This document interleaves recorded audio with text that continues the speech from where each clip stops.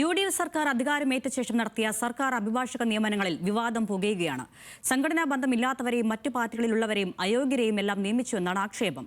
മറ്റു പാർട്ടികളിലെ മിടുക്കരെ തേടുന്നത് ഇരിക്കുന്നയിടത്തെ അപമാനിക്കലാണെന്ന് കോൺഗ്രസ് നേതാവ് ജിൻഡോ ജോണും വിമർശിച്ചു.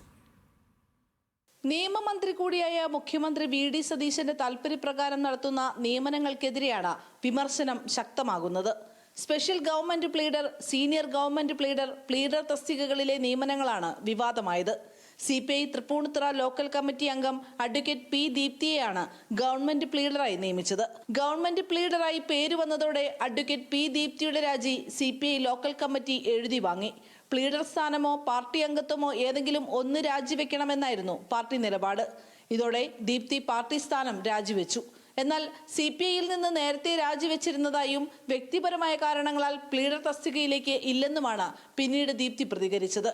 വനിതാ ലീഗ് നേതാവും നജുമ തബ്ഷിറയുടെ ഭർത്താവും അഭിഭാഷകനുമായ PA നിഷാദിനെ പ്ലീഡറായി നിയമിച്ചതും വിവാദമായിട്ടുണ്ട്. സ്പെഷ്യൽ ഗവൺമെന്റ് പ്ലീഡർ സ്ഥാനത്തേക്കുള്ള KB പ്രദീപിന്റെ നിയമന വിവാദത്തിന് പിന്നാലെയാണ് പുതിയ വിവാദം.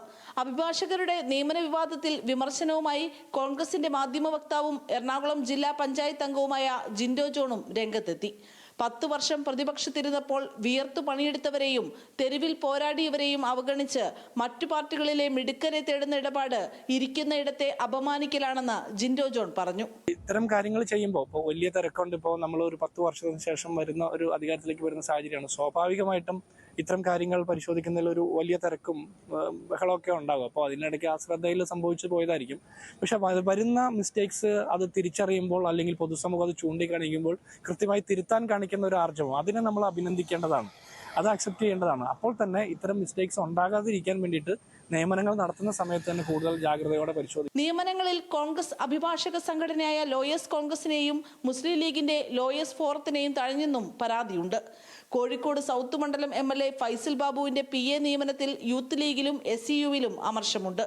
NGO യൂണിയൻ സജീവ പ്രവർത്തകനായ അബു താഹിറിനെ PA ആയി നിയമിച്ചതാണ് പ്രതിഷേധത്തിന് കാരണം. വിഷയം യൂത്ത് ലീഗ് ജില്ലാ പ്രവർത്തക സമിതി വാട്സ്ആപ്പ് ഗ്രൂപ്പിലും ചർച്ചയാണ്. ന്യൂസ് മലയാളം, കൊച്ചി.